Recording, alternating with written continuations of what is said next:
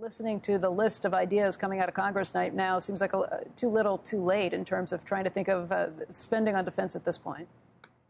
Hi, Becky. Yeah, a very sad day. And of course, at this point, we're going to see, I believe, the United States and the West realize that we have to respond even more severely than we originally anticipated, which means, unfortunately, our deterrent wasn't quite as strong as it might have been. But I'm not blaming us for this. This is all Vladimir Putin.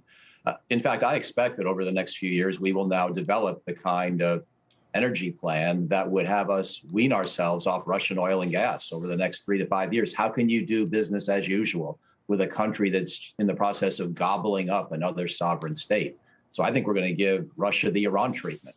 We just don't know it yet, in a sense. We're going to work ourselves towards that realization over time. And Vladimir Putin's going to realize that he just chose military conquest over a functional economy, perhaps for the rest of his presidency. Michael, we've been talking to you over the last several weeks, and you were among those who were pretty convinced that this wouldn't happen, that Putin would see the logic, that it would be too painful to deal with these sanctions. What happened?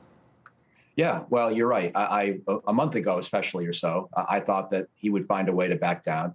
However, in the last few weeks, I became increasingly concerned that he didn't have a way to back down unless there were some kind of a diplomatic process that began that could at least offer the possibility of a different model for Ukraine's future security than being in NATO.